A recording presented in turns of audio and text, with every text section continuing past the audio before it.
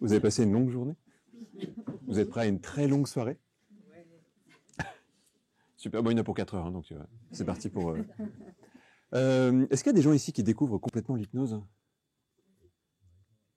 Quelques-uns, super. Est-ce qu'il y a des gens qui ont déjà l'impression d'avoir été plusieurs fois en hypnose dans la journée? D'accord. C'est une bonne réponse, en tout cas. Normalement, tout le monde devrait lever la main, à part ceux qui ne connaissent pas l'hypnose. Dans le sens où on traverse tout le temps des états de conscience un petit peu différents. Alors, le mot hypnose serait peut-être un peu fort quelquefois pour bonjour, mais il y a tout un groupe qui arrive. Alors, je crois qu'il reste des chaises par là-bas. Peut-être que vous pouvez faire le tour. Faites juste attention aux caméras, c'est bon. Donc oui, la plupart du temps, quand on ne connaît pas l'hypnose, on s'imagine... Ah, nous avons un chien avec nous. Ok, super. Il se passe plein de trucs étonnants ce soir. Je te demande le temps de s'installer. On fera une coupe au début. Je refais l'entrée si tu veux, entre le scotch et le micro, les lumières. Bonjour, bonjour.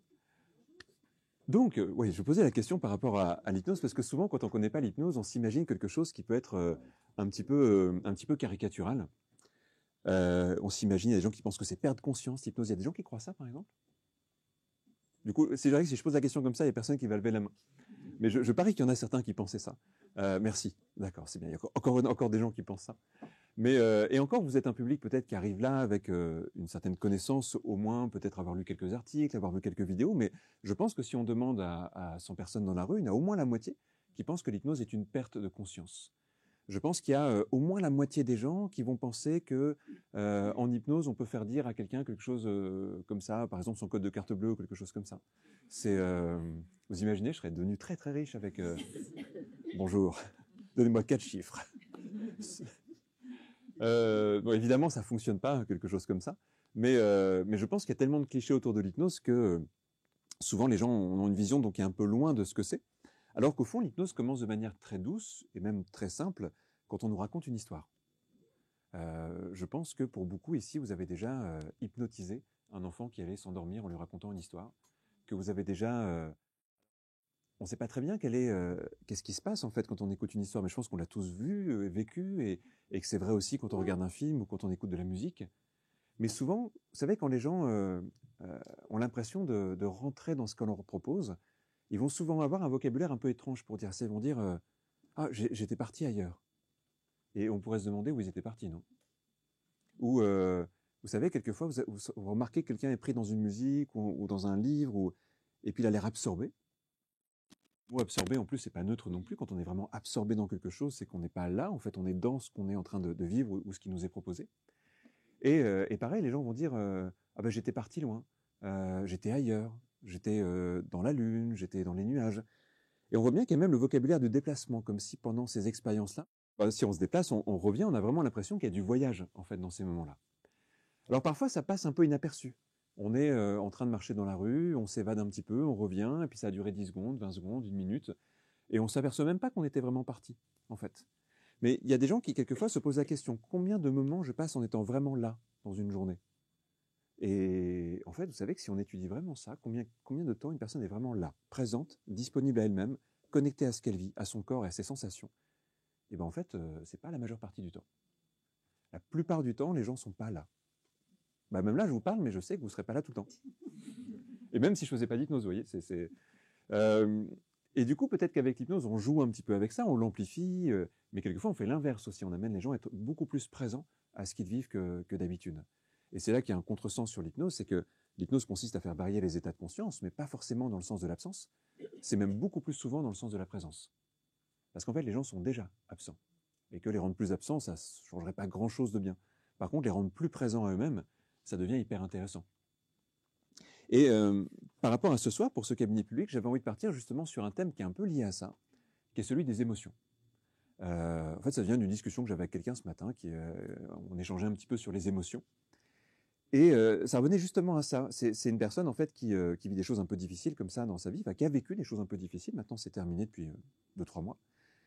Et cette personne me disait, mais est-ce que tu connais un hypnotiseur qui pourrait m'aider à ne plus ressentir mes émotions? Et la manière où c'était formulé m'a un peu étonné, Je me suis dit, tiens, c'est étonnant, et en même temps, c'est souvent qu'il y a ces demandes-là. Alors, il y a peut-être des professionnels ici, mais ou même des thérapeutes, pas forcément en hypnose. Mais souvent, quand les gens viennent pour travailler sur leurs émotions, c'est sous le couvert de l'anesthésie. Je ne veux plus être présent à mes émotions. Je ne veux plus être stressé. En ce moment, c'est un peu la mode, on ne veut plus être stressé. Il y a plein d'articles qui me disent que le stress, c'est le mal du siècle, donc il ne faudrait plus être stressé. Vous savez ce qui arrive à un être humain quand il est plus stressé? Il n'apprend plus. Le stress, c'est un système d'adaptation et d'apprentissage. En fait, toute information nouvelle nous stresse. Et c'est tout à fait normal, et c'est plutôt sain, en fait. Parce que sans ça, on ne s'adapte pas à l'information. En gros, on ne progresse plus, on n'avance plus, on stagne. Ça serait terrible, non, de déstresser complètement quelqu'un. En fait, ça le rendrait vide, ça le rendrait incapable de réagir à quelque chose. Tout apprentissage génère un stress, mais c'est constructif et c'est positif. Après, il y a évidemment des stress qui sont moins bons, notamment les stress qui durent dans le temps, les stress qui deviennent en fait plutôt même au fond de l'angoisse et de l'anxiété. Ceux-là sont un peu plus durs pour le corps, même pour le système immunitaire et tout ça, mais un stress court a tendance à augmenter le système immunitaire, là où un stress long aurait même plutôt tendance à le baisser. Donc il y a une confusion sur les émotions avec cette demande de coupez-moi les émotions. On le voit que les gens qui ont des phobies, parfois ils disent voilà, je ne veux plus ressentir du tout la peur. Ou des personnes qui quelquefois ont vécu un peu des choses difficiles, comme là, par exemple pour cette personne dont je vous parle ce matin, c'était de la tristesse principalement qu'elle vivait. Et cette personne disait voilà, je ne veux plus ressentir cette tristesse. Il y avait vraiment une demande d'anesthésier l'émotion. Et vous savez quoi? On peut faire ça. Mais c'est pas toujours une bonne idée. Et du coup, je voulais vous parler un petit peu d'émotion ce soir, puis qu'on explore un peu tout ce qu'on peut faire avec une émotion. Et ça va suivre en fait la manière dont on apprend à gérer les émotions quand on se forme à des métiers d'accompagnement. Vous le savez, ici, on est dans une école d'hypnose, d'accompagnement. Donc on fait de l'hypnose, mais pour accompagner des gens vers le changement. Et les gens qui apprennent en fait ce métier-là vont apprendre plein de manières de travailler avec une émotion. Depuis les prémices, qu'est-ce que c'est une émotion, comment ça fonctionne, qu'est-ce qu'on en fait, comment on y répond, jusqu'à un travail quelquefois beaucoup plus en profondeur. Mais en gros, l'idée, avant d'aller explorer ça tous ensemble, c'est que on peut comprendre quelquefois l'envie de couper une émotion dans certains cas assez précis. Par exemple, je ne sais pas, imaginons quelqu'un doit passer un scanner, mais il est claustrophobe. On peut lui anesthésier son émotion le temps qu'il passe son scanner. C'est même plutôt bien, en fait, pour cette personne. Ou imaginons quelqu'un qui doit prendre la parole dans une réunion et qui a une énorme peur du jugement ou du regard de l'autre. On peut temporairement faire en sorte qu'il puisse faire ce qu'il a à faire. Mais on voit bien dans le premier cas que c'est assez facile quelque part, parce qu'on a juste un acte à commettre. Et que derrière cette personne, elle soit encore claustrophobe ou pas, ça ne nous dérange pas trop. L'important, dans l'immédiat, là tout de suite, c'est que cette personne puisse passer son scanner. Par contre, on voit bien que même si on fait ça pour la personne qui doit prendre la parole en public, on n'a pas du tout réglé le problème et que ce problème risque de se reposer à elle très très rapidement. Parce qu'en fait, cette personne, si elle a toujours une peur du jugement et qu'à chaque fois, le réflexe c'est de fuir sa peur pour l'anesthésier, elle va devenir un robot, quelque part. Elle ne ressentira plus grand-chose. Et tout ça se couple en plus au fait que dans notre société, il y a un a priori assez fort et assez ancien, qui est que ce que vit le corps, ce que ressent le corps, c'est pas forcément une très bonne chose, qu'il faudrait qu'être civilisé, c'est se couper un peu de ses émotions. Vous savez, ça a 2000 ans, cette idée-là. Mais ça fait un petit moment quand même qu'on dit aux gens qu'il faut fuir un peu les passions, les réflexes, les émotions, les mettre un petit peu de côté, parce que le corps c'est un peu sale, vous voyez, c'est un peu primitif, c'est un petit peu... je dis 2000 ans, même un peu plus. Chez Socrate, on trouve déjà un peu cette idée que on va simplement être dans le virtuel, dans l'idée, et pas forcément dans le corps et dans le ressenti. Et du coup, on arrive souvent avec cet a priori un peu à un niveau inconscient, que si on se laisse traverser par des émotions, ça désignerait presque une sorte de manque de maturité. Je ne sais pas si vous avez un peu cette perception-là, mais on l'entend souvent, en tout cas en thérapie. Ah, je peux quand même pas me mettre en colère. Bon, mais c'est super utile la colère quand même, non? On ne va pas faire toutes les émotions, mais vous savez ce qui manquerait à quelqu'un s'il ne se mettait pas en colère? Des limites. Il manquerait des limites. En fait, la colère, ça nous indique nos limites. Si je fais un truc qui ne te va pas, c'est bien que tu te mettes en colère. Parce que si tu ne sais pas te mettre en colère, tu me laisseras faire un truc qui ne te va pas. Et en fait, les gens qui ne savent pas se mettre en colère, ils ne savent pas dire non, ils ont du mal avec ça, ils ont du mal à poser leurs cadres et leurs limites, et ça donne des très bonnes victimes de pervers narcissiques, par exemple. Oui, parce qu'en fait, quand on voit qu'il y a de l'espace, quelqu'un qui est un peu pervers, il peut se dire, pas grave, on ne me dit pas non, quelque part, je peux continuer. Et plus on apprend aux gens à ne pas montrer leur colère, plus on leur apprend à ne plus savoir dire non, à ne plus savoir dire ça c'est ma limite, et si tu passes cette limite, je réagis. Donc ça, c'est hyper pratique la colère quand même, non? Vous imaginez une civilisation où plus personne se mettrait en colère? On dirait plus non? Ça serait terrible. Je prends des petits raccourcis, hein, mais évidemment, c'est un peu plus complexe que ça, mais ça donne un peu les grandes idées. Ça vous tente qu'on explore tout ça ensemble? Ouais. Alors, on va commencer. Je vous propose plusieurs expériences progressives. Je n'ai pas forcément un plan précis en tête, on va explorer un petit peu ensemble, mais j'aime bien commencer ça par une petite expérience collective, juste pour partir un petit peu de quelque chose que tout le monde peut vivre assez facilement. On va commencer par explorer une émotion qu'on aime. Alors, ça peut être n'importe quelle émotion que vous aimez, et y compris peut-être que quelqu'un va dire « moi j'aime la colère, donc prenez ce que vous voulez hein. ». Mais ça peut être aussi du plaisir, ça peut être aussi de la joie, ça peut être de l'enthousiasme, ça peut être, enfin bref, un truc que vous aimez. Et je vais vous demander à tous, à toutes, de former mentalement, si vous le pouvez en tout cas, l'image de quelque chose qui représente un élément qui vous amène une émotion positive. Donc ça peut être, je sais pas, le visage d'une personne que vous aimez, par exemple, ça vous amènera une sensation d'amour peut-être.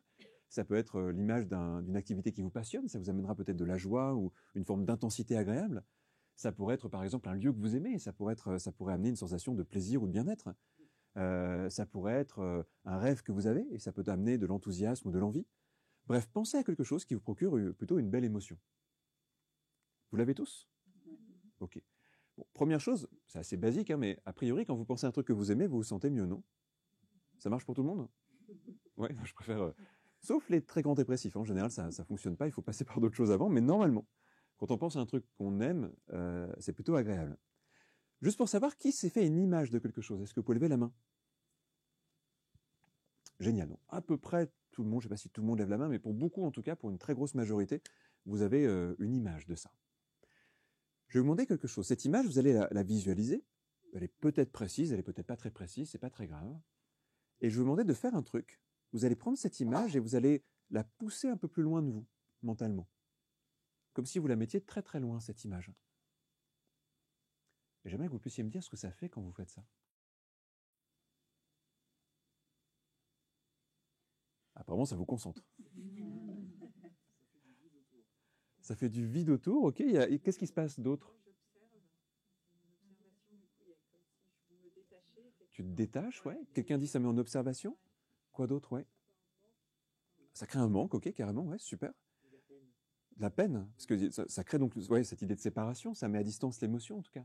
Quoi d'autre pour vous, ouais? Ah, intéressant. Je sais pas à quoi t'as pensé.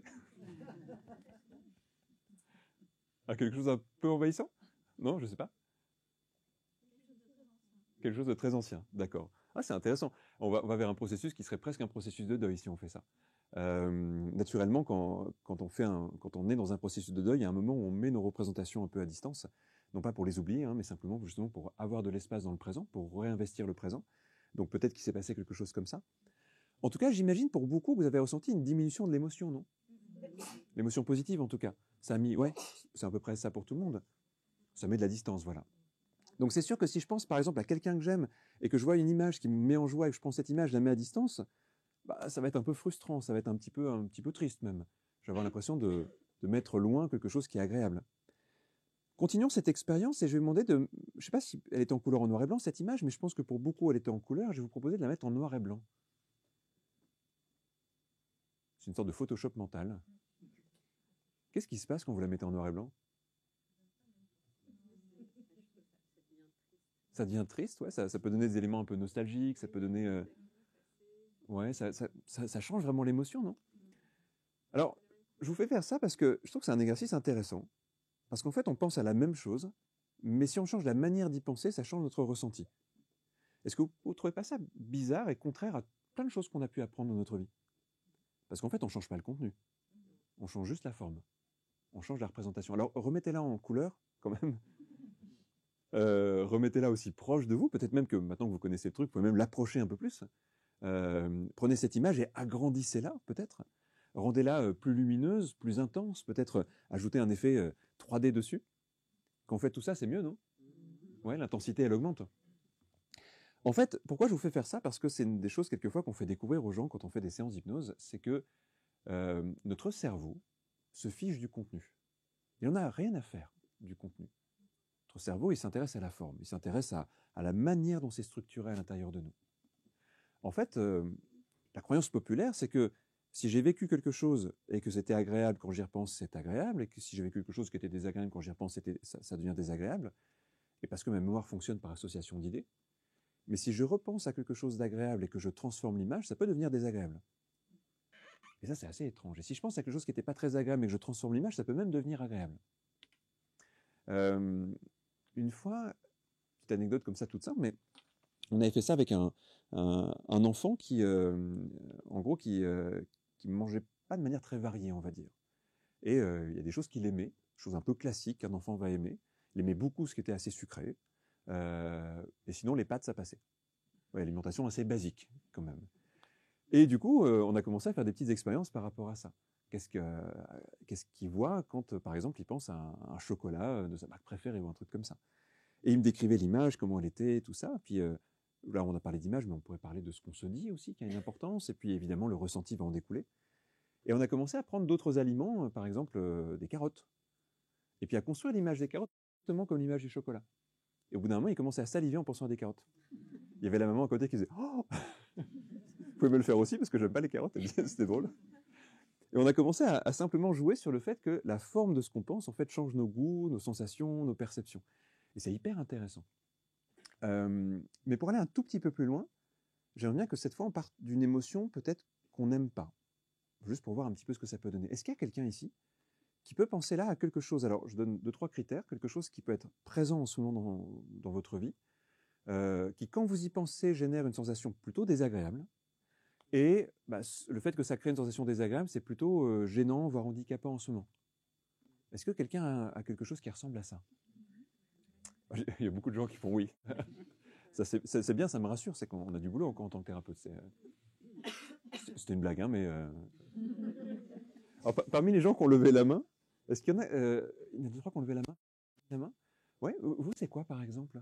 C'est quelque chose qui s'est passé il y a 6 mois. Oui, en fait, ok. qui revient là et qui me... Je pense que tu fais ce geste-là. J'ai juste envie de le, ok. de le C'est repousser. C'est quelque chose de très important ou de moyennement important? C'est quelque chose qui s'est passé avec mon amoureux. Ok. Et en fait, il y a un ressentiment qui Oui. revient et ça crée une émotion qui est compliquée à gérer en ce moment. D'accord, ok. Est-ce que ça ferait du bien si cette émotion s'apaisait? Ouais. Oui. Est-ce que tu as l'impression que ça suffirait que cette émotion s'apaise? Ou est-ce qu'il faudrait autre chose? En tout cas, là, je ne sais pas quoi en faire. Tu sais pas quoi en faire, d'accord. Bah, on va dire pour la première démonstration, ça va être très très bien. Est-ce que ça tente de venir un peu ici? Oui. Ouais, super. Alors, je vous dis, on va faire un travail en plusieurs étapes, et notamment cette étape ne serait souvent qu'une première partie d'un travail. Je précise ça parce que, évidemment, on va voir qu'après, avec une émotion, on peut faire plein de choses. Je vais te proposer d'aller mettre un petit micro, et on va parler un petit peu de cette émotion. À la base, en fait, une émotion, ça vient de quoi? Là, je pense que souvent, on a une vision un peu réductrice de ce qui se passe. On se dit, il m'arrive quelque chose et je réagis avec une émotion. C'est un peu comme ça qu'on le voit, non? Et en fait, c'est à la fois vrai et faux, c'est incomplet, surtout. Cette vision-là, elle nous vient de Darwin, en fait. C'est vraiment de la réaction, de la pure réaction. Puis après, les pionniers de la psychologie ont créé les premiers modèles par rapport aux émotions qui ressemblaient à ça. Mais c'est un peu daté. En fait, comme beaucoup de choses, c'est une vision... vous voyez, cette vision-là, c'est un peu la vision des saignées en médecine, quoi. C'est un peu daté. On ne pense pas quand on va voir un médecin aujourd'hui qu'on va faire des saignées. De la même façon, si on a cette vision des émotions, on a une vision assez archaïque des émotions. Déjà parce qu'en fait, une émotion ne dépend pas seulement de l'environnement. Une émotion peut complètement se créer mentalement. C'est-à-dire qu'une émotion peut être autant créée par ce qui arrive que ce que j'imagine. Et je peux imaginer quelque chose sans qu'il se passe quelque chose et il y aura une émotion. Donc on a aussi des modèles internes de nos émotions. Et justement, c'est ce qui est intéressant, c'est que là, tu me parles d'une situation qui s'est passée il y a 6 mois à peu près. Et pourtant, l'émotion, elle est encore là. Oui. Et pourtant, depuis 2 jours, énormément. Quoi. Ah ben ça tombe bien. Tu savais que tu venais, tu t'es dit, allez, je prépare une émotion. Je me suis un peu motivée. D'accord. Bon bah super. Tu as fait ce geste-là quand tu parlais, tu étais là-bas, tu as dit j'ai une émotion et tu as fait ce geste-là. Elle est là, cette émotion? Ouais, elle est là. Elle est là? Ouais. D'accord. C'est une première chose qu'on peut faire, c'est à chaque fois se demander où elle est mon émotion. Ça paraît très bizarre. Par exemple, si dans une conversation ordinaire, ça serait un peu étrange. Par exemple, vous voyez un ami le matin, et tu vas bien? Non, pas très bien. Puis vous dites c'est où? Ouais. Paraît bizarre comme question. pense même que les gens seraient un peu interloqués. On dirait, comment ça, c'est où? Bah, tu ressens ça où? C'est pas la question qu'on pose d'habitude. Du reste, d'habitude, les gens posent pas de questions. Ils font, oh, je suis désolé.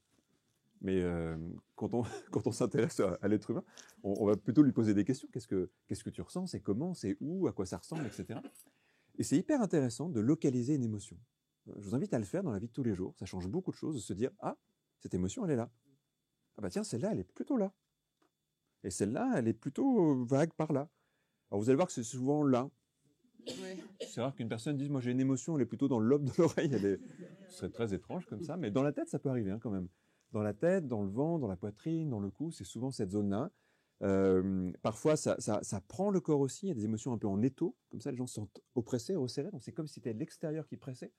Il y a parfois des émotions qui sont plutôt aériennes, qui montent. Souvent, c'est plutôt les émotions qu'on aime.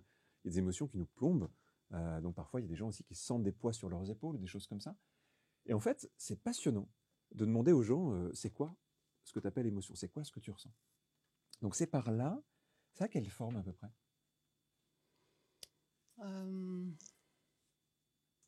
C'est comme une enclume un peu. C'est comme une enclume. Ouais. Ok, ouais, ça a C'est un l'air. peu- J'allais te poser la question, est-ce que c'est lourd ou léger, mais Ouais, j'ai c'est déjà la lourd, réponse, c'est quoi. lourd, Ok. ouais. Mais ça, c'est une enclume mais qui sert aussi en même temps. Qui sert aussi. Ouais, ouais. D'accord. Ok. Pour- Donc ouais. il y a le côté enclume, il y a le côté ça sert un peu. Juste comme ça, si tu devais dessiner cette émotion, tu prendrais quelle couleur pour la dessiner? Rouge. Rouge, ouais. Sur les émotions négatives, c'est rare que les gens vous disent bleu ciel. J'ai une émotion bleu ciel désagréable, c'est rare. C'est souvent rouge, gris, noir, des couleurs assez vives, souvent. Mais ça va être intéressant parce qu'on va voir un petit peu ce qu'on fait de ça. Et est-ce que c'est plutôt chaud? Est-ce que c'est plutôt froid? Plutôt chaud. Plutôt chaud. Ça, c'est intéressant parce que c'est pas les mêmes émotions.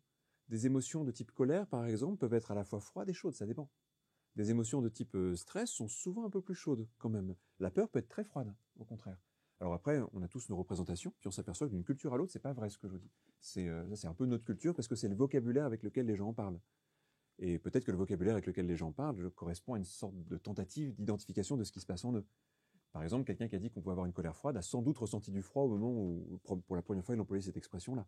Quelqu'un qui dit j'étais tout rouge de colère devait sans doute imaginer quelque chose qui était un peu différent, par exemple. Puis il y a des associations d'idées. Le rouge va rarement être froid, le bleu va plutôt être froid, etc. Mais tout ça, ce sont des représentations. Et l'idée clé, c'est que, en fait, cette émotion-là, je vais même pas te demander de la nommer, en fait, mais elle correspond à ce que ton cerveau crée pour que tu puisses ressentir ça. C'est un peu un langage du cerveau. C'est comme un mot que le cerveau emploierait pour te faire ressentir quelque chose. On va faire une expérience. Je vais peut-être te poser une dernière question par rapport à ça. J'aimerais que tu me dises, parce que souvent les émotions, elles bougent, en fait, à l'intérieur, c'est même comme ça qu'on les ressent. Si vous pouvez penser à éteindre vos téléphones portables, ce serait super. Et j'aimerais que tu me dises, est-ce que tu perçois comment cette émotion, elle bouge? Est-ce que, par exemple, elle tourne dans un sens ou dans l'autre? Est-ce qu'elle pivote? Est-ce qu'elle oscille? Je dirais qu'elle monte et elle descend. Un mouvement comme ça? Ouais. Ok, Une d'accord. espèce de truc un peu qui vient et puis je crois que j'essaye, comme tout à l'heure, ce que je faisais, quoi. J'essaye de la... Tu fais ça avec elle? Ouais, j'essaye de la maintenir, mais j'ai l'impression qu'elle me... Elle remonte. Ouais. D'accord. On va faire une expérience. Tu vas fermer les yeux quelques instants. Je vais te demander de laisser cette émotion monter. C'est de ne pas la maintenir pour voir où elle va quand tu la laisses monter. Vers quelle partie du corps elle se dirige.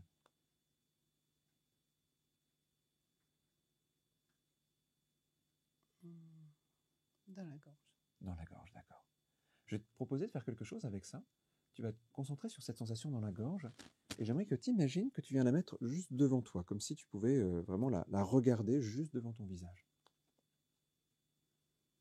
Peut-être en la mettant devant toi, tu peux vérifier qu'elle a bien la couleur que tu imaginais. Ça fait quoi quand tu la mets juste devant toi comme ça?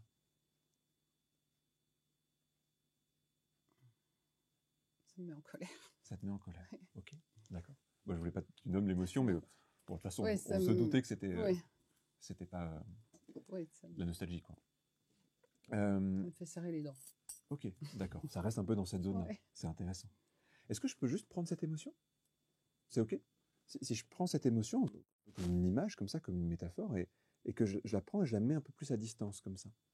Et je la tiens dans ma main, comme ça. Et le fait qu'elles sont un peu plus loin, ça fait quoi?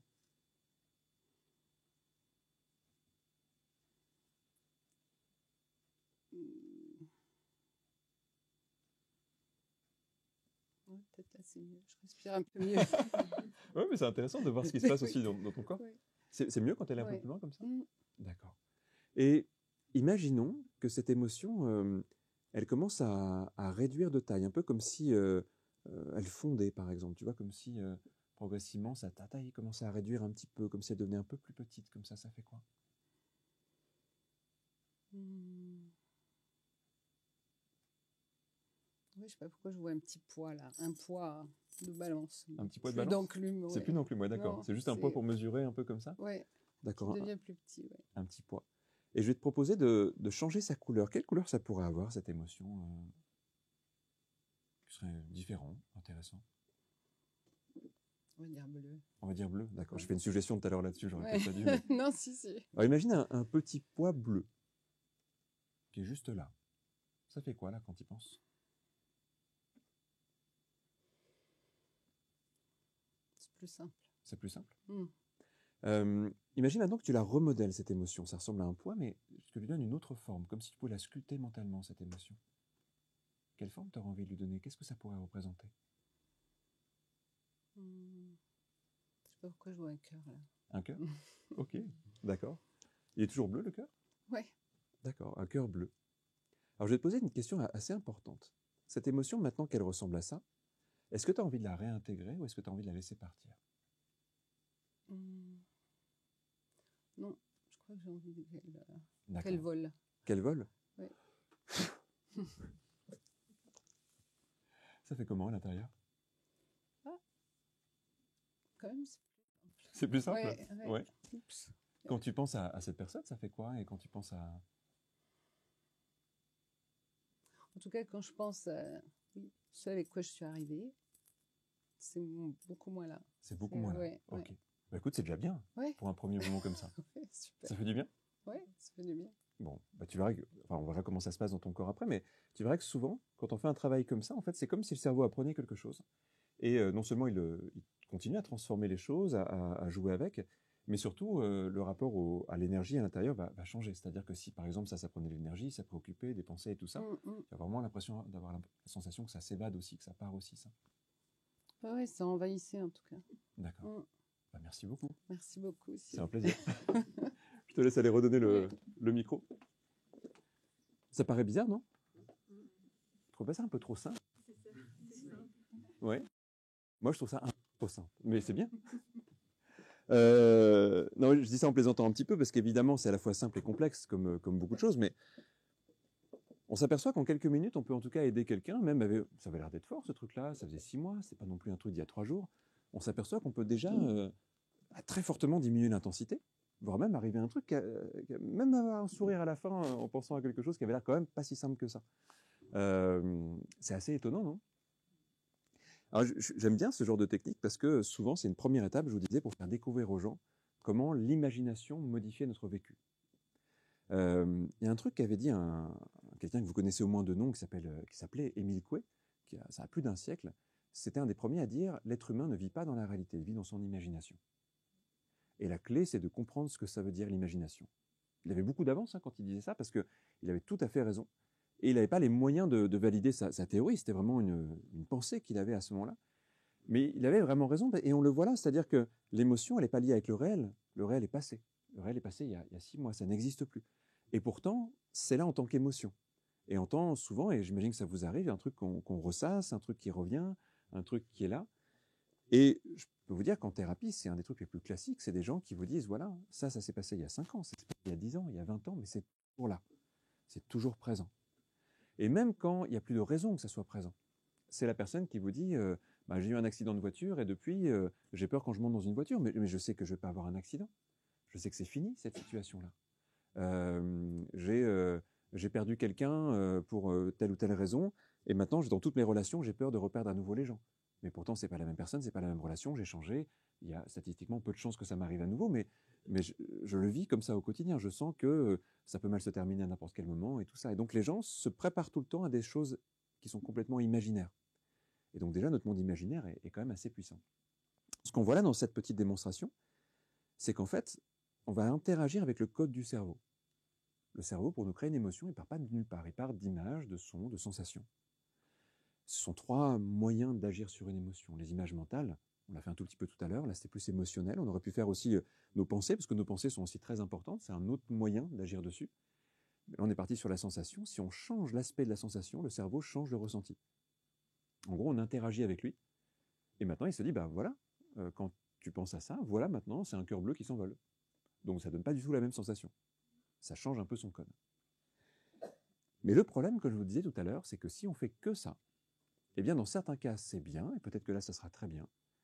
Dans d'autres cas, il manque un apprentissage. Et ce qui est intéressant quand on travaille en accompagnement thérapeutique, c'est pas seulement de soulager immédiatement, c'est aussi de créer un apprentissage. Je vais prendre une métaphore. Si quelqu'un a une migraine le soir, il peut très bien se dire bon bah je vais peut-être prendre, je sais pas moi, du paracétamol, un truc comme ça pour passer une bonne nuit. Pourquoi pas? Si cette personne commence à se dire tiens, c'est marrant parce que à chaque fois que je fais ça dans ma journée, j'ai mal à la tête le soir. Chaque fois que je vois telle personne, j'ai mal à la tête le soir. Elle peut se dire je vais prendre un paracétamol à chaque fois, elle peut se dire aussi j'ai peut-être un truc à apprendre pour pas que ça se reproduise.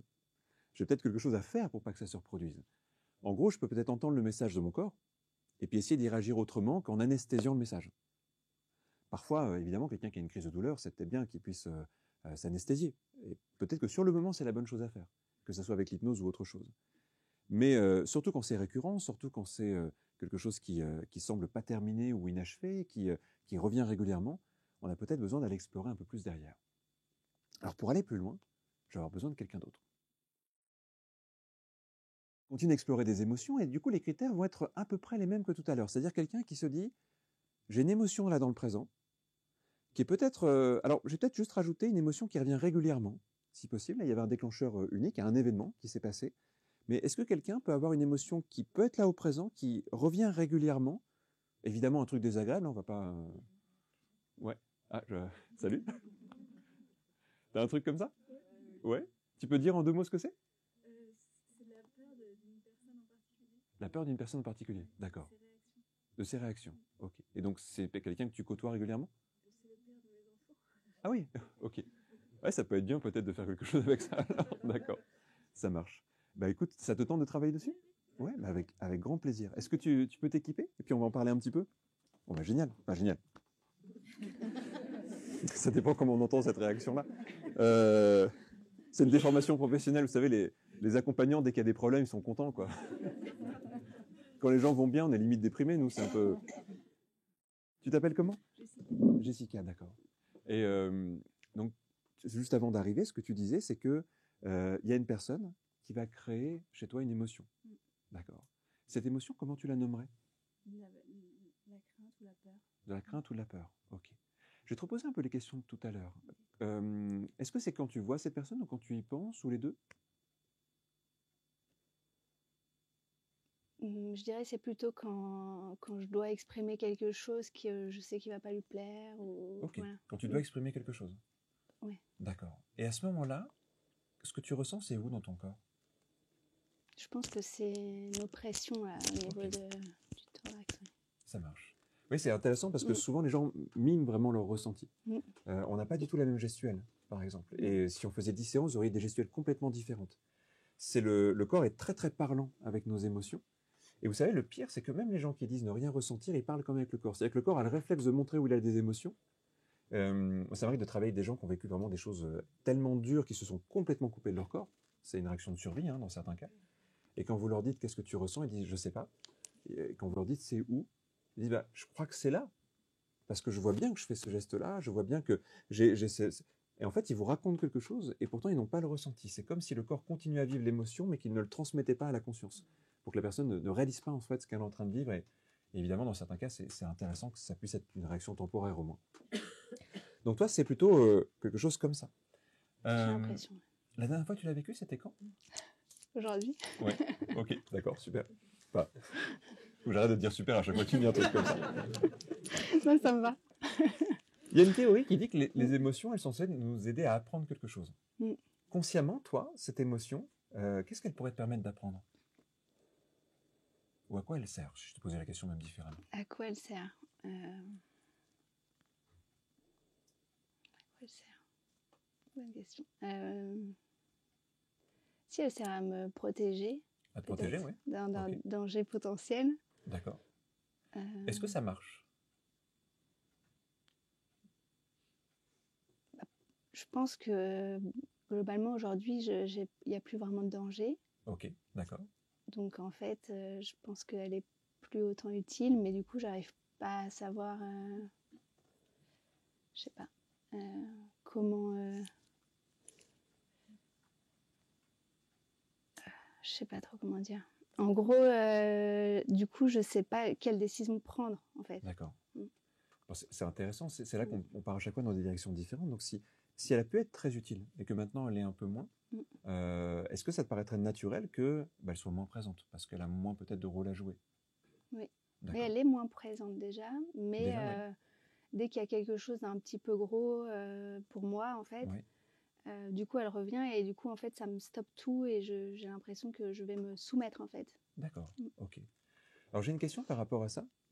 Tu sais, la peur, en effet, nous protège la plupart du temps. C'est le rôle de cette émotion, c'est qu'elle nous empêche d'aller vers le danger dans certains cas. Mais en même temps, là encore, ça peut être une bonne réaction temporaire. Mais le problème, c'est que la peur, elle nous fait perdre du terrain aussi. Souvent, pour ne plus se confronter à un danger, on recule, et puis on recule, on recule, on recule. Et au bout d'un moment, et vous connaissez peut-être des personnes comme ça, qui en avançant dans la vie ont de plus en plus de peur, et ont un périmètre de capacité qui s'est restreint avec le temps. C'est un mouvement, en tout cas, qui est assez fort chez certaines personnes. Et on pourrait imaginer peut-être une chose, et je ne sais pas ce que tu en penses, dis-moi ce que tu en penses, c'est que c'est bien que la peur nous protège temporairement, mais on pourrait aussi développer des nouvelles façons de fonctionner, des nouvelles capacités, euh, pour peut-être créer une autre réponse que la peur à quelque chose. Je vais prendre un exemple. Imaginons par exemple quelqu'un qui un jour se met en danger parce qu'il est distrait. Peut-être que c'est bien qu'il ait une réaction de peur pour l'empêcher d'être distrait, je sais pas, en conduisant par exemple, quelque chose comme ça. Mais si la peur devient exagérée, que cette personne n'ose plus prendre le volant parce que elle sait qu'elle peut être en danger, c'est peut-être moins intéressant que si au contraire elle muscle sa concentration. Elle serait plus libre parce qu'elle pourrait continuer à conduire, elle pourrait continuer à faire plein de choses avec une capacité qui aurait plutôt grandi. Imaginons que si une autre capacité grandit, cette peur puisse être encore plus légitime pour diminuer. Est-ce que toi tu saurais de quelle capacité tu aurais besoin? Je te pose la question Ouais, consciemment, ouais, mais tu n'as peut-être pas de réponse tout de suite à ça. est-ce que c'est une capacité d'assumer que quelqu'un soit pas content? Je sais pas, je connais pas Je la sais situation, pas. donc c'est toi qui sais Ouais. ce qui. Hmm? Ah, Oui, en la fait, question à un ami. je rappelle un ami. En fait, non. En fait, c'est la capacité à accepter que quand je vais prendre une décision qui me convient, dans son esprit, je serai méchante ou ce sera voilà, ce sera jamais, enfin, ce sera contre lui. D'accord. Et qu'est-ce que tu en penses de ça? Est-ce que ça vaut le coup d'assumer ça ou est-ce que ça ou pas? Je pense que ça vaut le coup, ouais, okay. Carrément. D'accord. Donc ça pourrait aller dans cette direction-là, par exemple. Mais du coup, ce serait la compétence de quoi? Je sais pas. Comment tu l'exprimerais, toi? Il n'y a peut-être pas tout de suite des mots à mettre dessus. Hein. Pour l'instant, c'est même une direction assez, c'est une première direction. Peut-être qu'il y en a d'autres après. Mais est-ce que ça t'intéresse, cette direction d'exploration? En tout cas, de voir comment d'autres choses peuvent se développer? Ok. Parce qu'en hypnose, souvent, on part du principe qu'on peut avoir une partie des réponses consciemment, mais on a une plus grande partie encore des réponses inconsciemment.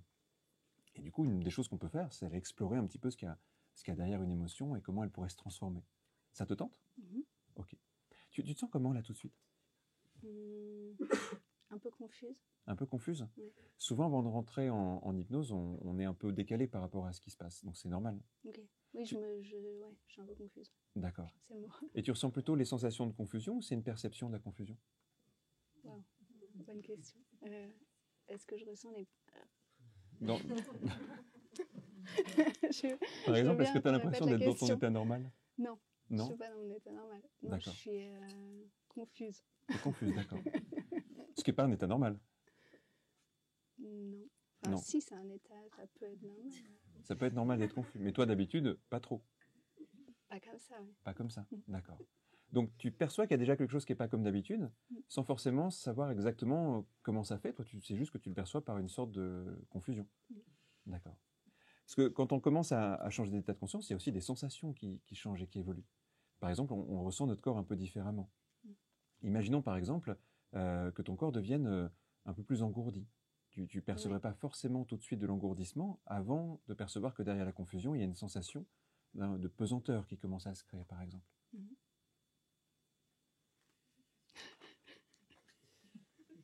C'était une question. Oui. Je n'ai pas compris.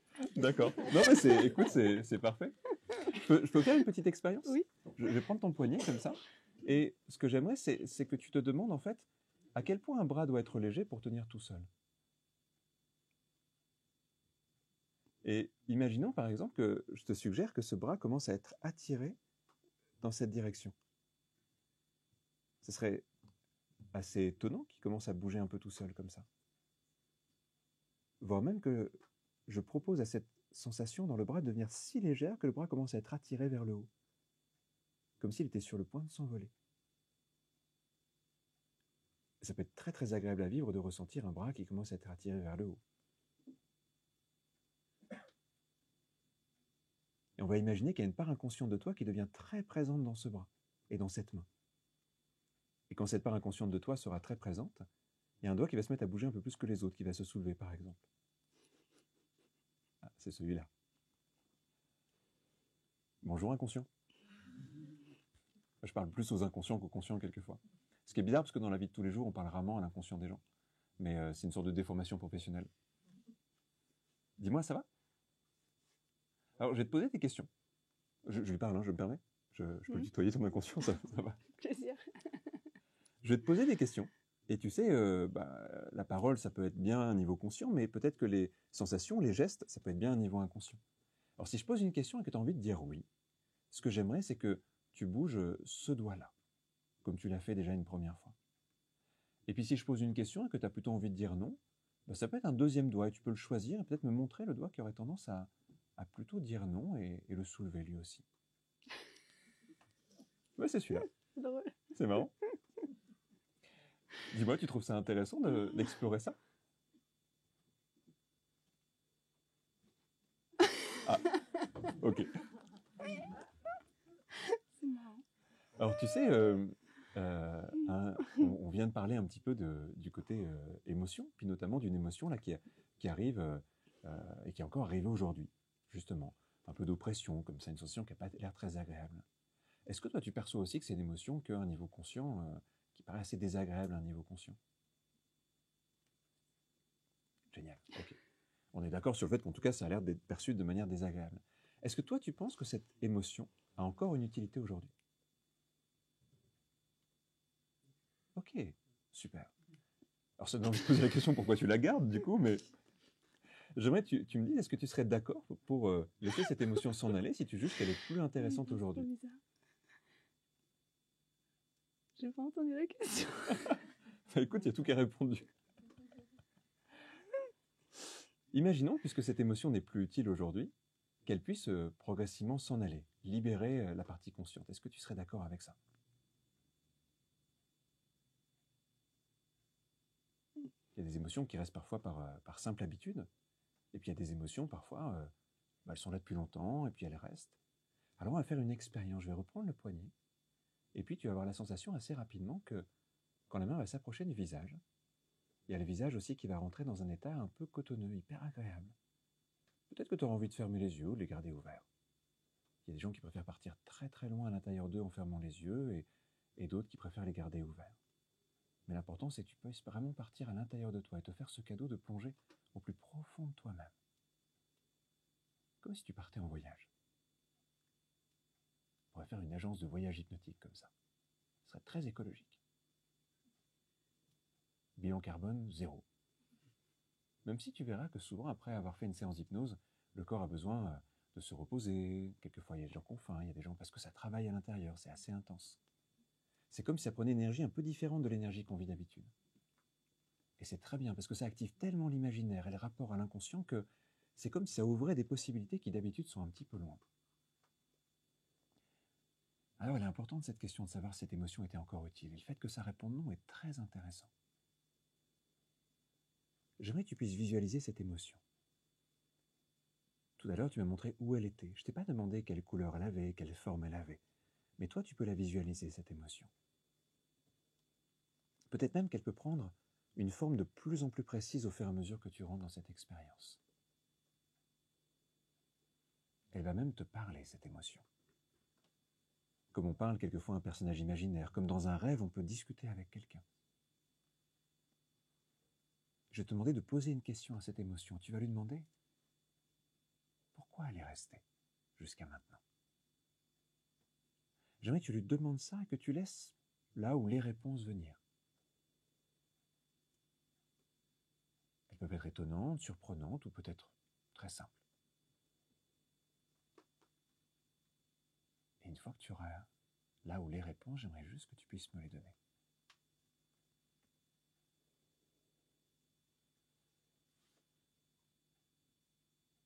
Elles peuvent être symboliques. J'ai pas trop de réponses. Pas trop de réponses, ok. Alors, puisque cette émotion n'est plus vraiment utile, j'aimerais savoir si ta part inconsciente est juste d'accord là maintenant pour faire en sorte que la prochaine fois qu'une situation va se présenter ou tu as besoin de dire quelque chose, de prendre une décision, ou je ne sais pas quelles sont toutes les situations qui avant amenaient cette émotion d'oppression, j'aimerais savoir si ta part inconsciente est d'accord pour que la prochaine fois, cette émotion soit beaucoup plus faible, voire inexistante.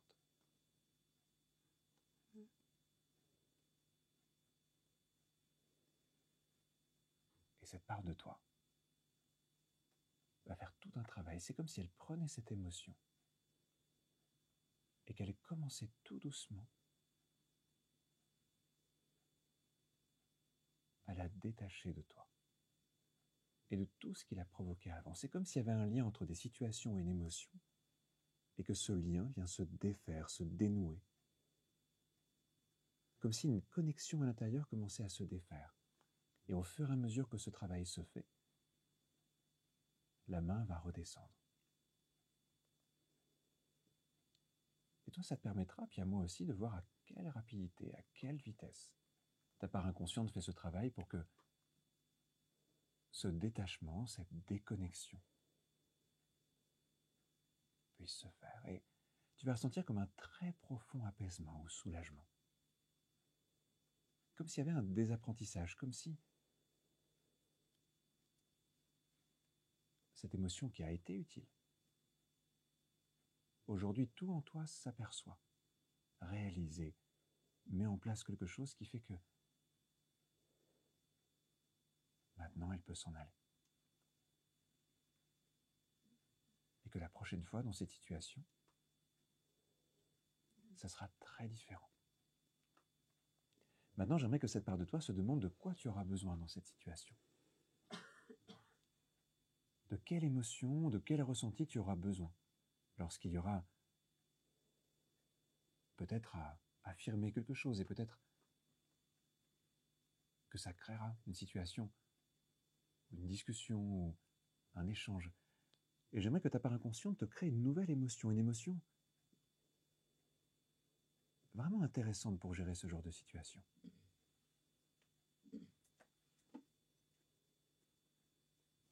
Faut que je réponde ? Non, pas besoin. Tu peux le garder pour toi. L'important, c'est que tu la ressentes, cette émotion. Et j'aimerais que cette part de toi la fasse grandir.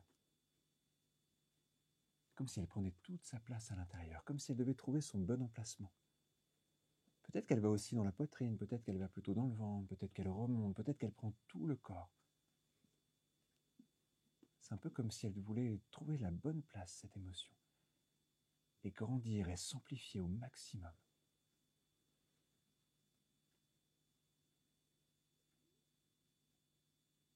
Et il y a un moment où tu vas avoir l'impression de quelque chose qui vient se valider et s'installer à l'intérieur. Une sorte d'évidence. Comme si un truc était juste en place. Et quand ça sera le cas, tu auras l'impression que tu peux juste prendre une grande inspiration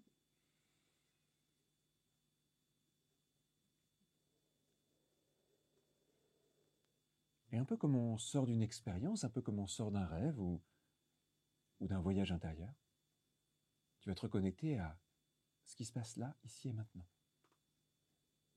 La sensation d'être assise, une main posée sur l'autre, la température de l'air, la sonorité de la salle. revenir. Bougez un peu plus consciemment les mains, le visage.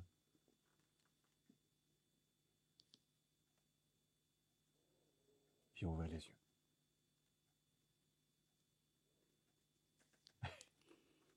Comment ça va? Ça va? Ouais. Super. C'était comment? C'était super, vraiment très très bien. J'avais ressenti une ouverture comme ça de confiance. Ça avait l'air bien, oui. Super Ouais. bien.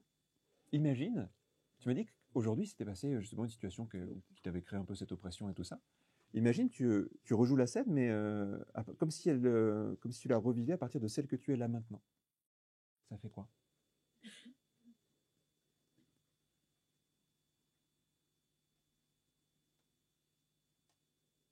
C'est plus solide. C'est plus solide, d'accord.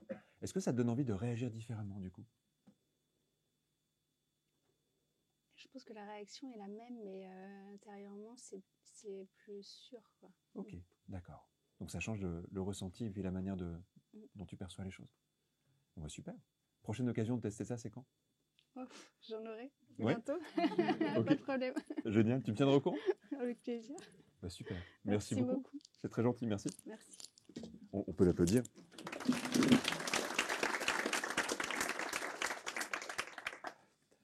Alors là, on est sur un fonctionnement qui est un petit peu différent. On n'est pas juste sur le fait d'enlever l'émotion, on est déjà sur l'idée de comprendre en fait à quoi elle sert et de la remplacer par quelque chose d'autre. Même si on est tombé sur le cas de figure un peu simple, parce que normalement à la question est-ce que c'est encore utile, c'est rare que ça réponde non. En fait, c'est le cas le moins courant. Dans plus de 80% des cas, ça répond oui.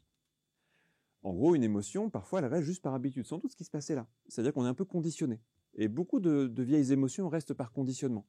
On a été conditionné à ne pas oser, on a été conditionné à peut-être, je ne sais pas, surréagir à quelque chose, être stressé par ça. Bon, ben, au bout d'un moment, le cerveau, par répétition, il finit par créer une forme d'ancrage, une sorte de lien. Et puis, quelquefois, en effet, ça n'a plus lieu d'être, mais on continue. On répète quelque chose. Bon, bah dans ces cas-là, souvent, ça va assez vite, en fait, le travail. Ce qui s'est passé là, on voit qu'il n'y a même pas trop de résistance au changement, les choses se passent de manière très simple, très naturelle, assez spontanée, comme s'il restait presque que la dernière étape du travail à faire, en fait. Et vous savez, c'est étonnant parce que parfois, en accompagnement, les gens viennent avec un problème qui paraît énorme, mais en fait, il reste que la dernière étape à faire. Donc, quelquefois, en une séance, du coup, il y a des changements radicaux. Les gens font « Oh, c'est magique l'hypnose, j'ai tout changé en une séance et tout ça ». Bon, en fait, il ne restait pas beaucoup de boulot. Donc c'est pratique, hein, ça donne la sensation qu'on fait des trucs incroyables. Puis quelquefois, c'est un peu plus complexe que ça parce qu'on est plus au début du travail. Notamment quand il y a des émotions, quelquefois assez fortes, liées à des situations qui ne sont pas tout à fait terminées. Des situations où il y a encore beaucoup d'enjeux. Imaginons, je prends plusieurs exemples comme ça, puis peut-être que ça parlera à certaines personnes pour la démonstration suivante. On monte en intensité progressivement. Quelquefois, alors imaginons une situation où quelqu'un, par exemple, va avoir un problème de légitimité. Et à chaque fois dans le travail professionnel, quand il y a besoin d'engagement, quand il y a besoin de faire quelque chose, de prendre une décision, cette personne est prise par un sentiment de ne pas être légitime, de ne pas être capable et tout ça. Et là, on voit bien qu'on a une situation encore un peu différente, où on est sur un apprentissage toujours. On est sans doute sur une émotion qui protège. Il y a souvent des émotions comme celle-là. Mais on voit bien qu'en fait, si on fait juste enlever ça, il ne va pas se passer grand-chose. Parce qu'en fait, même si on débranchait de cette émotion, la personne n'apprendrait pas grand-chose de ça et ne saurait pas quoi en faire, en fait, qu'il n'y ait plus cette émotion. Parfois même, elle serait perdue, cette personne, s'il n'y a plus cette émotion. Parce qu'elle ne ferait toujours pas, mais elle n'aurait plus de justification pour ne pas faire. Et en fait, c'est un problème qu'on peut rencontrer quand on travaille juste sur le fait d'enlever une émotion, c'est qu'il manque vraiment le système d'apprentissage qui nous fait avancer. Alors j'ai pris cet exemple sur la légitimité, j'aurais pu prendre d'autres choses, mais est-ce que quelqu'un peut ressentir qu'il a des émotions assez régulières, peut-être dans plein de types de situations, des émotions qui sont peut-être là depuis longtemps, qui font presque partie de l'identité même de cette personne? C'est-à-dire qu'on est loin du premier exemple avec un événement, mais quelque chose qui est peut-être plus profond, qui correspond à peut-être même des tendances assez fortes. Donc par exemple, quelqu'un qui peut avoir, voilà, l'exemple de légitimité, ça peut être quelqu'un qui a une problématique d'estime de soi, ça peut être quelqu'un qui a une problématique liée au regard de l'autre, ou liée au fait de vouloir être aimé. Enfin, vous voyez, des choses comme ça un peu plus fortes. Il y en a qui ont des trucs comme ça? Ah, chouette. Je vais prendre un peu par là. Comment tu t'appelles? Olivia. Olivia, ça te parle ça? Ouais. Ouais. Tu pourrais nommer ce sur quoi tu aimerais travailler? Oui, peut-être un manque de confiance, d'estime de soi. Ouais. Manque de confiance et d'estime, d'accord. Et ça te dirait qu'on explore un peu cette émotion-là? Ouais, super. Bah écoute, je te propose de t'équiper et on va aller un petit peu là-dedans. Alors là, on va être encore sur un fonctionnement différent. Tout à l'heure, quelque part, même si c'est allé assez vite, qu'est-ce qu'on a fait? On a demandé à la part inconsciente, parce qu'on peut vraiment communiquer avec cette part de nous, on lui a demandé si le problème avait une utilité et si elle était d'accord, cette part-là, pour remplacer par autre chose. Et ça s'est fait assez vite. Parfois, il y a un peu plus d'étapes, mais ça, c'est une stratégie qui fonctionne assez bien, assez naturellement. Et donc, c'est comme si on déconnectait deux choses et puis on les reconnectait différemment. Telle situation a mené oppression, telle situation maintenant va amener plutôt sentiment peut-être de confiance ou une posture plus solide ou quelque chose comme ça. On a débranché deux choses, on les a rebranchées différemment. Sur des situations un peu plus complexes, qui sont en fait quand même une majorité des demandes en cabinet de consultation, bah, si on fait ça, ça fonctionne pas très bien, voire, je vous dis, ça peut être contre-productif. Parce que finalement, il va manquer la transformation intérieure de la personne. Tiens, viens. Comment tu te sens? Bien. Bien. Alors, j'ai plusieurs questions. Dans les démonstrations, je raccourcis un peu la phase de questionnement. Vous savez qu'en séance, on parlerait beaucoup plus, hein, on échangerait beaucoup, et peut-être même sur des sujets plus personnels et tout ça. En démonstration, c'est peut-être un peu moins possible d'aller vers ça. Mais j'ai quand même 2-3 petites questions à te poser. Déjà, ça fait combien de temps qu'il y a peut-être cette sensation autour de la confiance, de l'estime? Depuis l'enfance. Depuis l'enfance, ok. Je m'attendais un peu à cette réponse-là, mais je la pose quand même. Ouais. C'est rare qu'une personne dise, mais ça peut arriver après un drame, hein, après un échec, après des personnes, par exemple, qui ont un problème d'estime parce qu'elles ont raté quelque chose d'important, parce que quelqu'un dépendait d'elles et puis qu'elles n'ont pas réussi, donc ça mène de la culpabilité, tout ça, ça peut arriver. Mais souvent, même quand ça arrive à l'âge adulte, c'est qu'il y a quand même un terrain un peu plus ancien. Parce que, tout simplement, sinon, ça serait un événement, on l'aurait digéré, cet événement. Mais si cet événement, il reste un peu trop, c'est quand même souvent qu'il y a déjà quelque chose sur lequel il s'installe. Et justement, là, on va travailler un petit peu plus sur ce terrain-là. Est-ce que toi, tu saurais dire, avec tes mots comme ça, consciemment, d'où ça vient, ce manque d'estime ou pas? Tu l'as déjà analysé? Tu t'es déjà posé un peu ces questions-là?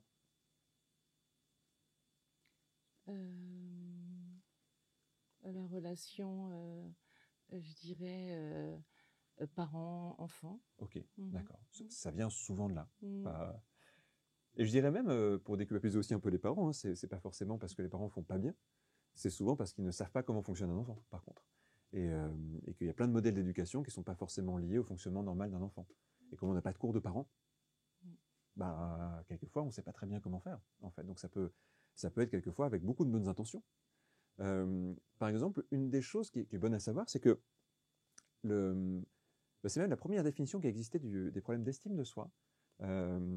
C'était, j'ai plus son nom, c'est un des pionniers de la psychologie américaine qui avait commencé à poser une première définition de la problématique d'estime de soi. Et il disait c'est l'écart ressenti par un individu entre ce qu'il pense être et ce qu'il pense que les autres croient qu'il doit être. Donc en gros, si par exemple tu penses, je te prête l'intention de penser que je dois être quelque chose et que je me sens pas cette chose-là, ça crée un écart. Donc j'ai l'impression de pas être ce que tu attends que je sois. Et du coup, j'ai un manque d'estime. C'est ça qui va creuser un manque d'estime. Donc par exemple, une des choses qui vient bien créer ça, c'est les encouragements mal faits. Quand on dit par exemple à quelqu'un, mais tu as de meilleures capacités que ça. Tu peux faire beaucoup mieux que ça. Je le sais. Alors ça, c'est terrible. Parce qu'en fait, la personne, on essaie de l'aider souvent quand on fait ça. Vous voyez, c'est une erreur de communication un peu classique, ça. La personne se dit, je vais essayer de répondre à cette attente, à cette demande, sans doute que je suis capable de mieux et tout ça. Puis cette personne voit bien qu'elle ne répond pas complètement à l'attente. Et du coup, elle se dit, je ne suis pas ce qu'il faudrait être. Et donc, ce que je suis n'est pas convenable, n'est pas suffisant. Et ça va créer des prémices parfois d'un manque d'estime de soi. Par exemple, c'est très important de dire à quelqu'un ce que tu es là est bien. Puis après, de voir est-ce qu'il y a des choses que tu veux améliorer, mais ce que tu es là, c'est déjà bien, en fait. Et on ne prend pas toujours le temps de dire à quelqu'un c'est déjà bien là. C'est une étape importante pourtant dans l'apprentissage. Parce que tu es déjà parfait, en fait. Probablement. Même si ça va grandir, s'améliorer et tout ça, peut-être en tout cas, mais c'est déjà génial, en fait. Je dis ça, ce que je dis est peut-être à adapter par rapport à ton vécu, hein, mais je trouve ça intéressant de comprendre un peu ces mécanismes-là. Est-ce que ça tente qu'on aille un peu explorer cette émotion? Ouais. J'aimerais juste savoir avant, est-ce que là, en ce moment, tu sens que ce problème d'estime, de confiance, pose des problèmes dans ta vie actuelle? Oui. Ok. Tu peux me dire une situation où ça peut changer les choses là, dans les prochains temps? Même vague, hein? Oui, ben en fait, oui, au niveau professionnel, D'accord. c'est de pouvoir mettre en place un projet qui me tient à cœur. Ok. Et je pense que je manque de confiance en moi et d'estime, ce qui fait que je n'arrive pas à porter ce projet à l'aboutissement ou à convaincre, je dirais, mes supérieurs D'accord. pour que ça se mette en place. Ouais. Ok, d'accord. Donc par exemple, concrètement, là, si tu retrouves quelque chose d'harmonieux au niveau de la confiance et de l'estime, tu pourras mieux porter ce projet, par exemple. Oui, je pense que le message se fera. Ok. Il y aura peut-être plein d'autres choses, hein, mais en tout cas, il y aurait déjà ce genre de choses. Oui. Super. Et à ton avis? Ah non, je ne vais pas te poser cette question là tout de suite, on va la garder pour plus tard. Comment tu te sens là tout de suite? Bien. Bien. Tu sais, c'est dans toutes ces expériences, en fait, on modifie un peu l'état de conscience. Et j'aimerais te poser une question par rapport à ça. Toi, si tu commençais là à vivre une expérience un peu hypnotique, à ton avis, qu'est-ce qui te ferait dire que ça commence? Le fait d'être complètement accaparé par ce que vous me dites. D'accord, ok. Donc si par exemple tu es complètement connecté aux mots, que tu es complètement présente à ce qui est en train de se passer, ça signifiera que déjà tu es en train de rentrer dans cette expérience. Oui. Et imaginons que tu commences à être très accaparé, comme tu dis, par ce qui est en train de se passer. Qu'est-ce que tu vas ressentir différemment dans ton corps quand tu vas commencer à vivre cette expérience?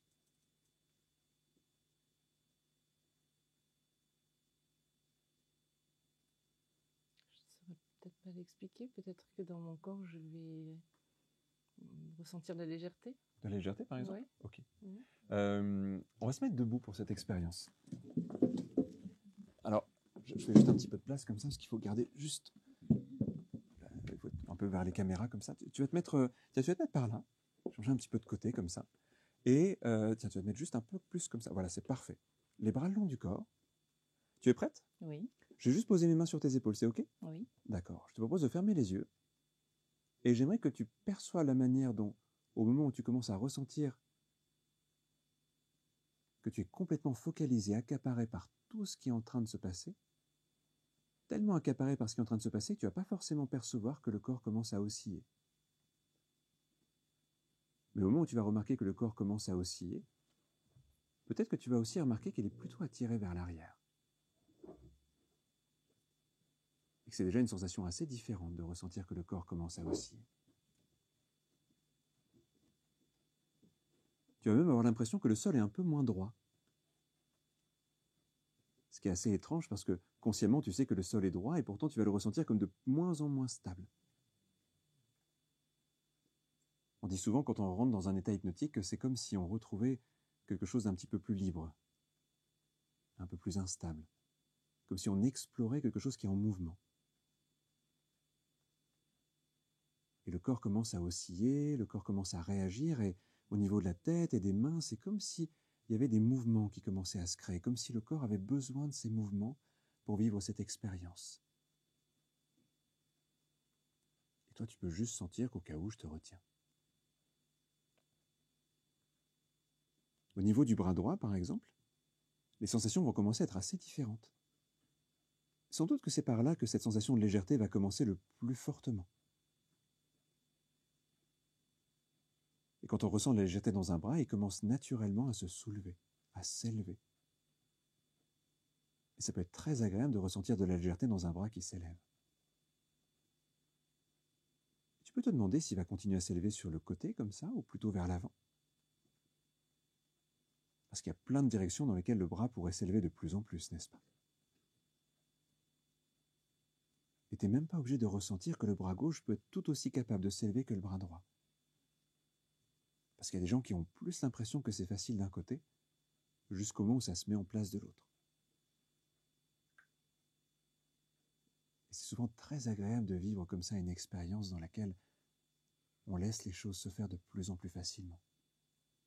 C'est tellement l'inverse de ce qu'on fait dans la vie de tous les jours, l'hypnose. Parce que justement là, il n'y a rien à faire, il y a juste à vivre. Il y a juste à être là et à profiter. Il va se passer plein de choses pendant cette séance. Des choses belles, des choses dures peut-être aussi. Il y aura peut-être des émotions. Il y aura peut-être des souvenirs, il y aura peut-être un voyage. C'est un peu comme au début d'une aventure. On sait qu'il va se passer des choses, mais on ne sait pas encore exactement quoi. Et on sait que chaque chose qui va se passer va être utile, que chaque partie de cette expérience va servir à quelque chose d'important pour toi.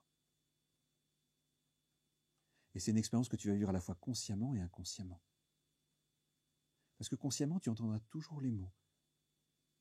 Et pourtant, c'est ta partie inconsciente qui va réagir, créer, imaginer, et te faire plonger parfois très très loin dans tout ce qui va se passer.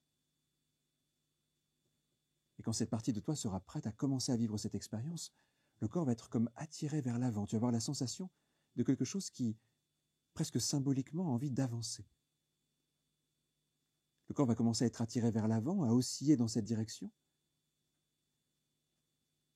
Toi, tu peux presque percevoir comment il y a une sorte d'élan, d'entrain de ta part inconsciente qui a envie de plonger de plus en plus loin dans cette expérience. Le corps est comme attiré vers l'avant. Et cet avant, ça symbolise plein de choses. Un pas, une transformation, une exploration.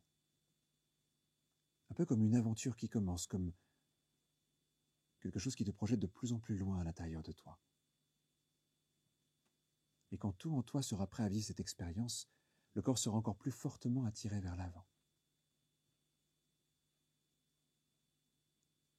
Et au moment où c'est le cas, tu vas te connecter à cette sensation que tu appelles manque de confiance ou de légitimité. La tête penche vers l'avant, le corps commence à pencher vers l'avant. Et toi, tu te connectes à cette sensation de confiance et de légitimité. Cette sensation, elle a été là depuis très longtemps. Alors tout doucement, comme on tire un fil pour remonter vers l'origine de quelque chose, tu vas remonter dans le temps. Tu vas remonter dans tes expériences de vie. Tu vas suivre ce fil pour aller d'expérience en expérience où il y a pu avoir ce sentiment, ce manque de confiance ou de légitimité. Tu peux passer d'expérience en expérience, d'année en année. C'est comme si tu remontais le fil de ton existence, comme si tu feuilletais ta vie en te demandant dans quels endroits il y a pu y avoir ça. Et tu vas remonter encore plus loin dans le temps, vers celle que tu étais il y a longtemps. Plus jeune, de plus en plus jeune, de plus en plus loin. De plus en plus vers quelque chose d'ancien, de plus en plus vers une part de toi lointaine et peut-être même oubliée en partie. Ça va passer par l'adolescence, ça va aller vers l'enfance. Et tu vas remonter le fil de ta vie, de tes souvenirs, tu vas remonter le fil du temps et de tes apprentissages jusqu'au moment où tu vas arriver au moment dans ta vie où tu as appris ce sentiment, au moment où pour la première fois, quelque chose en toi a créé ce que tu appellerais maintenant ce problème d'estime ou de confiance. Quand tu seras à cet endroit-là, le corps va être encore plus attiré vers l'avant. Comme si tu étais juste au bon endroit, comme ça.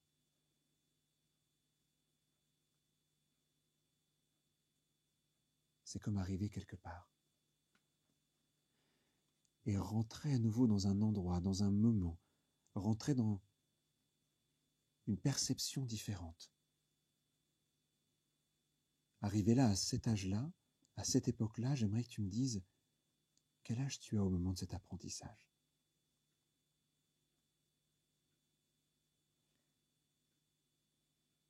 Un embryon. T'es un embryon. Alors pendant quelques instants, tu peux presque te retrouver dans cette sensation, ressentir ce que c'est d'être un embryon. Un corps qui est en train de se constituer, mais avec déjà des ressentis, avec déjà une vie, avec déjà des apprentissages et des sensations. Et tu vas avoir l'impression de presque te dédoubler. Tu es à la fois cet embryon au tout début d'une aventure de vie, et tu es en même temps à côté de cet embryon. Et j'aimerais que tu me dises, c'est quoi le ressenti de cet embryon à cet instant-là?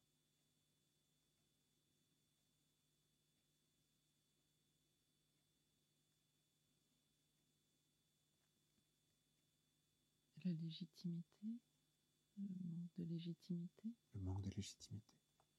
Pourquoi cet embryon, il ressent un manque de légitimité?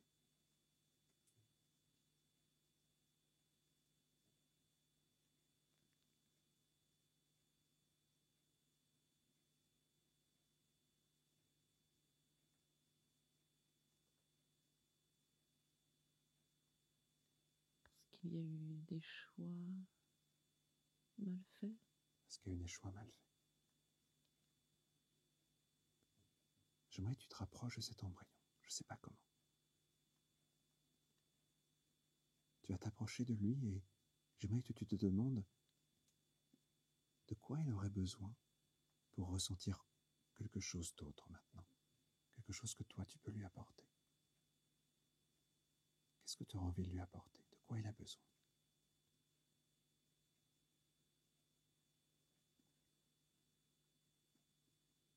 De l'accueillir. De l'accueillir. Alors c'est comme si tu te connectais à sa présence.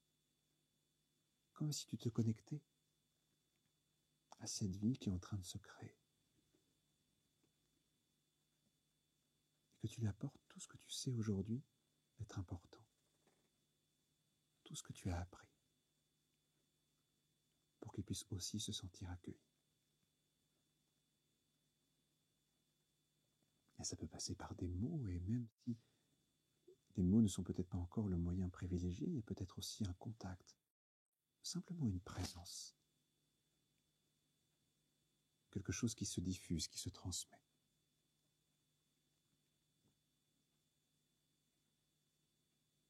Comme si tu avais le pouvoir de changer la perception, la sensation, pour lui donner cette sensation d'être accueilli.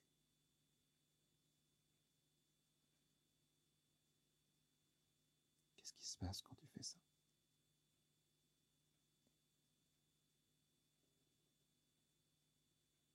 C'est comme s'il était plus fort. Il était plus fort. J'aimerais que tu te connectes à cet embryon, comme si tu étais à la fois lui et que tu étais à la fois toi. Tu es cet embryon qui reçoit quelque chose. Il y a un sentiment de force, quelque chose de différent dans son ressenti. Et c'est toi, et c'est ton ressenti. Et tu sens que quelque chose t'est donné, quelque chose t'est transmis, quelque chose de nouveau. Comme une mélodie différente, comme une couleur d'une autre nature, comme une sensation nouvelle. Ça fait quoi quand tu ressens ça? De la joie. De la joie. Et à nouveau, tu es toi en train de donner ça. À nouveau, tu es toi en train d'accueillir cet embryon. Et j'aimerais que tu le regardes grandir, se former, que tu le regardes se préciser, tout en lui donnant de plus en plus la sensation d'être accueilli. En lui apportant cette sensation qu'il n'avait pas pu avoir sans toi. Mais toi, tu lui apportes, tu lui donnes. Et elle grandit, et le temps passe, les semaines, les mois. Est-ce que c'est toujours un embryon? Non. C'est comment là maintenant? C'est un enfant. C'est un enfant? Mmh. Elle a quel âge?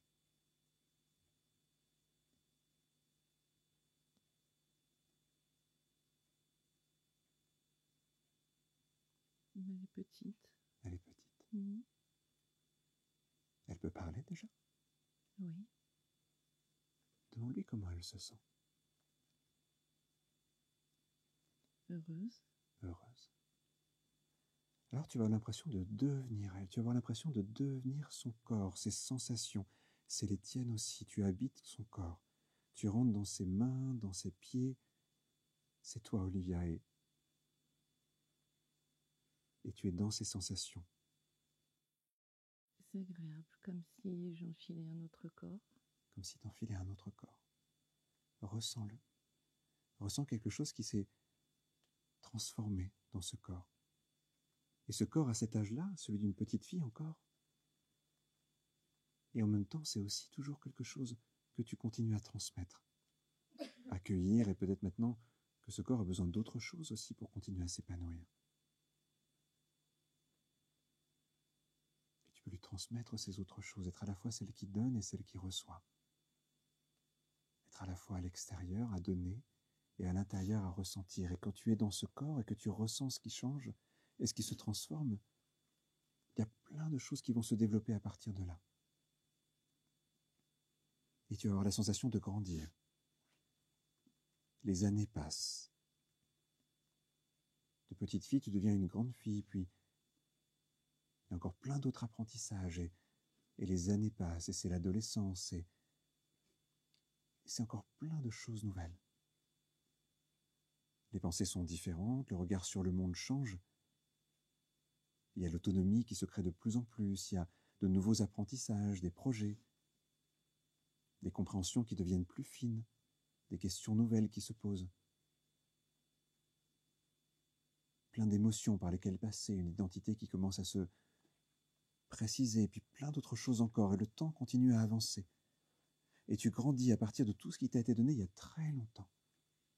Et en grandissant, il y a toujours une partie de toi qui est cet embryon là-bas, qu'on accueille, que quelqu'un sait accueillir maintenant. Les années passent encore. Il y a des envies, il y a des projets, il y a des rencontres. Il y a 1000 choses, c'est tellement riche, tellement intense. Puis on arrive à cette date étrange, fin 2023, une séance d'hypnose. Un soir. La sensation d'être à la fois encore un tout petit peu cet embryon à qui on donne ce dont il a vraiment besoin, mais de sentir que c'est toi qui viens de le lui donner, que ça s'est passé il y a quelques instants et que ça s'est passé il y a une éternité. Comme si deux conceptions complètement différentes cohabitaient. Mentalement, tu sauras que ça n'a duré que quelques minutes. Mais étrangement, tu garderas cette sensation que ça s'est vraiment passé il y a très très très longtemps. Il y a tellement longtemps que les souvenirs sont extrêmement anciens et il n'y a pas toujours des mots à mettre dessus. Et ça, c'est la réalité du corps. Et la réalité du mental, c'est que ce n'est qu'une expérience. Mais chaque expérience peut modifier notre vie. Chaque apprentissage peut transformer d'autres apprentissages. Comme si celle qui revenait avait vraiment il y a très longtemps reçu ce qui lui manquait.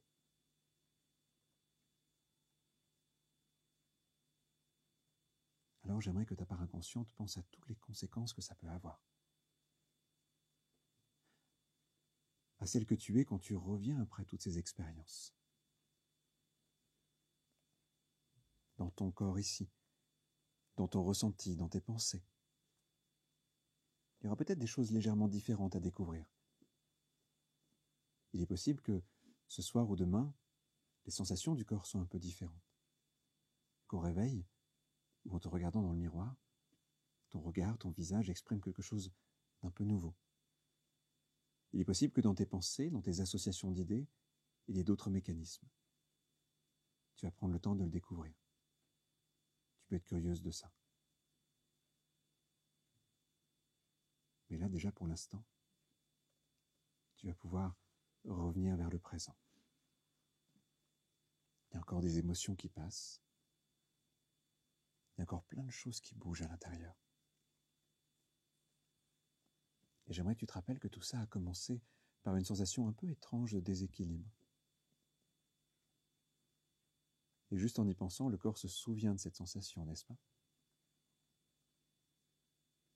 Et puis il y a une main qui s'est soulevée, et l'autre qui l'a imitée. Et je me demande comment chaque main va aussi trouver comment retrouver une sensation plus ordinaire. Et puis toi, tu vas avoir l'impression d'émerger d'un long voyage. Ça fait très longtemps que tu as fermé les yeux. Tu sais, un peu comme quand on revient chez nous après des vacances et qu'on se dit « ça fait longtemps que je suis parti ». La respiration redevient un peu plus consciente. Les perceptions des mains changent, se transforment. Au niveau du visage, au niveau des pieds sur le sol, tout ça est très différent. parfois, quand on sort d'une expérience d'hypnose, il y a comme une pulsion de vie, quelque chose de vraiment beau, fort.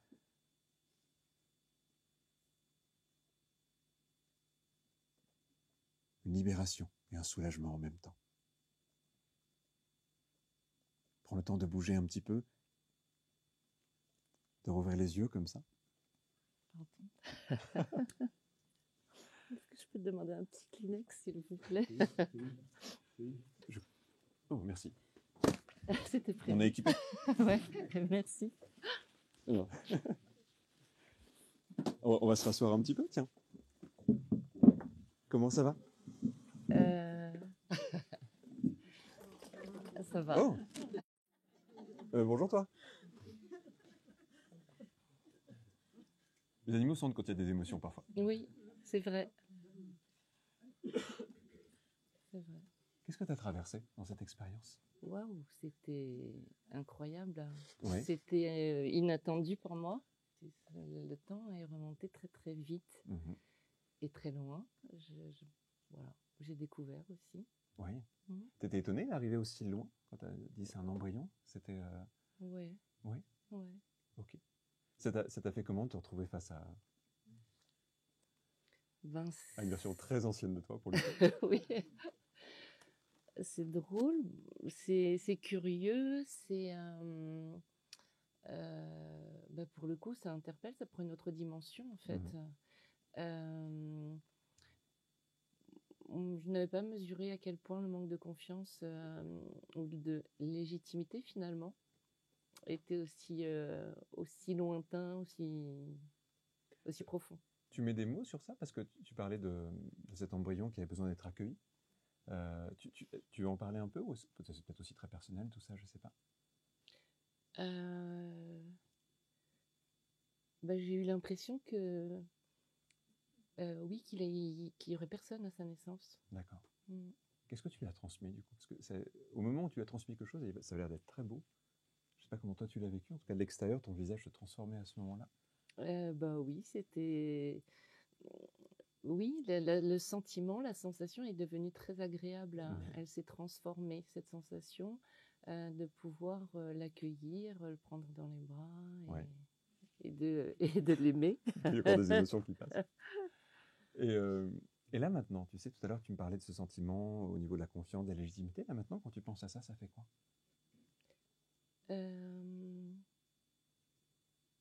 Ça fait oui, c'est des sentiments plutôt positifs, plutôt légers. Génial. Tu sais, il va se passer plein de choses. Après, on dit souvent que la séance, c'est le début d'un travail, mais qu'après, c'est dans la vie que tout ça va exister. Sois curieuse de tout ce qui va se passer. Tiens-moi au courant aussi de comment ça bouge pour toi, comment ça évolue pour toi. D'accord. Et tu vas voir que peut-être qu'il va y avoir plein de réactions qui sont pas conscientisées encore. Mais quand on touche à quelque chose d'aussi fondamental que notre légitimité, en fait, et qu'on retrouve quelque chose un peu plus positif avec ça, ça a plein de conséquences. Et je t'invite vraiment à les observer, à les accueillir aussi, ces conséquences-là, voir tout ce que ça donne. Ça sera forcément du positif alors? En général, oui. Ouais. Je suis désolé.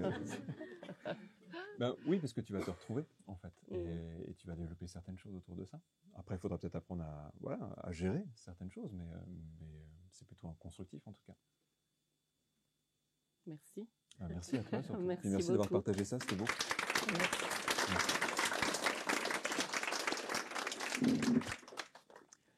Bon, quelques petits mots avant de terminer cette soirée. C'est intéressant de revenir là-dessus. Alors oui, on travaille toujours sur une émotion, mais pas du tout de la même façon là. Je ne sais pas si vous préférez la première version. Ah oui, il faut que tu rendes le micro. Tu peux me le passer si tu veux. Ou après, de toute façon, on va arrêter dans quelques minutes. Il y a vraiment un énorme écart entre la première démonstration qu'on a vue tout à l'heure et là. Alors, on ne parle pas non plus du même type d'émotion et du même fonctionnement. Ce qu'on vient de voir là ressemble beaucoup à des séances quand on commence à travailler à un niveau plus identitaire avec des personnes. Parce qu'une émotion, quelquefois aussi, nous relie à notre construction personnelle. Et là, on était typiquement dans un cas comme celui-là, où une émotion est là depuis si longtemps qu'elle a participé à notre construction. Et dans ce qu'elle inhibe ou dans ce qu'elle permet, en tout cas, elle a fini presque par définir certaines personnes.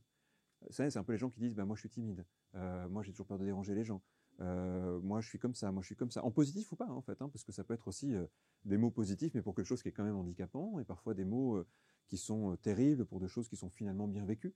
C'est pas les mots qui comptent, c'est le ressenti de la personne, et surtout l'impression parfois d'être prisonnier de quelque chose.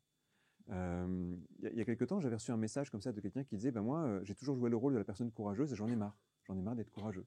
Mais on attend tellement ça de moi, et j'ai tellement pris ce parti d'être toujours dans ce côté, je suis quelqu'un de courageux, etc., ça devient une prison, et j'ai envie d'arrêter ça. Donc même quand c'est un truc qui semble positif, oui, pour cette personne, c'était peut-être bien de se construire comme la personne courageuse, mais il y a un moment où cette personne disait, bon, bah, du coup, je pense pas à moi, du coup, je fais passer les autres avant, je prends des risques alors que quelquefois j'aimerais bien passer des moments tranquilles. Enfin, même ce qui est beau, quelquefois, devient une prison pour certaines personnes.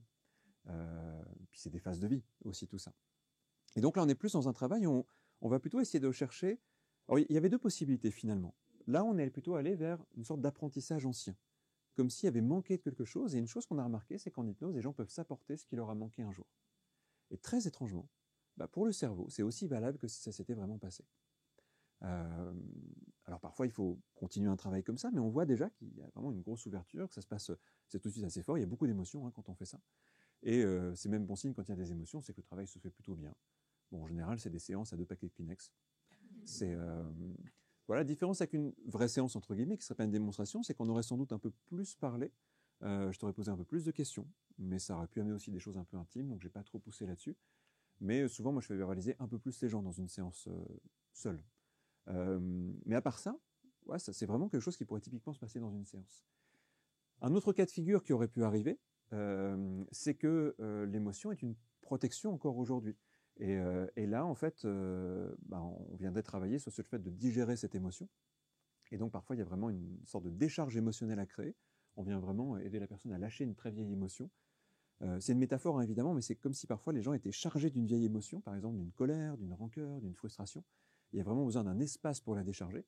Alors ça donne des émotions un peu plus vives, où parfois les gens sont dans des... Même physiquement, hein, ça peut être assez fort. Il y a des gens qui vont se mettre à dire beaucoup de choses, voire à crier, voire à avoir des spasmes ou des choses comme ça, comme si le corps avait besoin de vider un truc. Donc ça, c'est aussi un travail qu'on fait parfois, plutôt quand il y a des traumatismes, pour le coup. Plutôt quand il y a vraiment des scènes très difficiles comme ça, qui ont été mises un peu de côté, on vient décharger ça. Et donc ça vient vraiment libérer, hein, ça vient nettoyer.